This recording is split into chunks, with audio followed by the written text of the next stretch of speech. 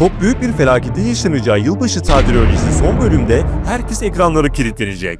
Görkem'in diziye veda etmeden önce yapacağı son hamle yeni bir dönemi başlatacak ve bazı ayrılıklar yaşanacak. Bu konuda bomba olaylar bizi bekliyor. Birazdan bu konuyla birlikte kaçırmamamız gereken tüm gelişmeleri, detayları ve sürpriz senaryoları ele alacağız. Hemen başlayalım.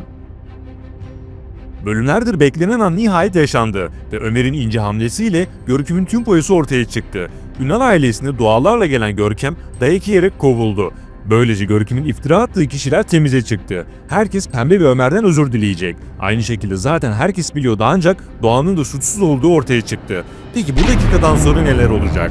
İlk olarak şunu söyleyelim. Görkem karakteri diziden ayrılıyor. Yolun sonuna geldi ve artık diziye veda ediyor. Başarılı oyunculuğu ve yaptıklarıyla akıllarlı Türk dizi tarihinin en kötü kadın karakterlerinden biri olarak kalacak. Görkem'in vedasının nasıl olacağı konusunda iki ihtimal var. Ya kendini öldürecek ya da tüm yaptıklarından sonra tımarhaneye kapatılacak. Kısacası psikopat Görkem'in vedası gerçekleşiyor. Fakat veda etmeden önce gider ayak kendisiyle birlikte birçok kişiyi götürmek isteyecek. Diziye gelişi gibi ayrılışı da olaylı olacak. Şimdi gelelim söz konusu bomba olaya. Foyası ortaya çıktıktan sonra artık kartları açıktan oynayan Görkem son bir hamle yaparak hem Ünal ailesine hem de Arslan ailesine büyük bir zarar vermeyi planlıyor. Özellikle Fatih ve Doğan'ın mutluluğunu engellemek için gözünü karartıyor. Ailelerin bir arada olacağı davetin nerede yapılacağını seherden öğrendikten sonra adamları ayarlayarak mekanda büyük bir yangın çıkartıyor ve tüm kapıların kapanmasını sağlıyor. Muhtemelen önümüzdeki bölüm bu sahne final sahnesi olacak. Sonrasında ise yılbaşı tatili arası verilecek ve en az bir hafta yeni bölüm yayınlanmayacak. Görkem'in bu hamlesi sonrası çıkan yangında büyük bir felaket yaşanacak. Sadece Görkem değil, yeni vedalar yaşanmaya devam edecek. Ailelerden bazı beklenmedik isimlerin çok büyük zararlar görüp hayati tehlikeler yaşaması bekleniyor. Birçok izleyiciyi üzecek acı bir durum yaşanacak. Beklenmedik ayrılıkları yaşanacağı olaylardan sonra artık dizide yeni bir dönem başlayacak. Şimdi gelelim diğer sürpriz gelişmelere. Fatih ve Doğa tam mutlu olmaya başlıyorlar derken yaşanacak şok olaydan sonra yine buhran dolu bir süreçten geçecekler. Tüm bu olaylar bittikten sonra ise yeniden evlenip sıfırdan bir sayfa açacaklar. Aslında işler istedikleri gibi olmaya başladı.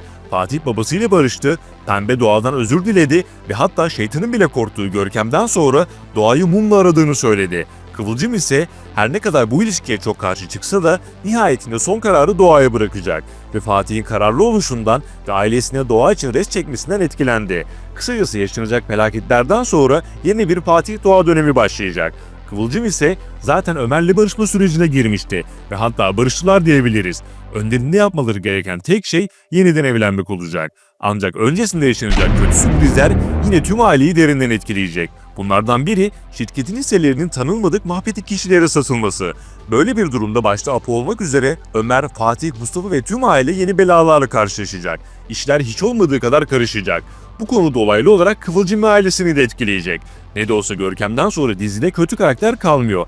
Diziye yeni bir aksiyon ve gerilim gelmesi için yeni kötü karakterlerin dahil olması gerek.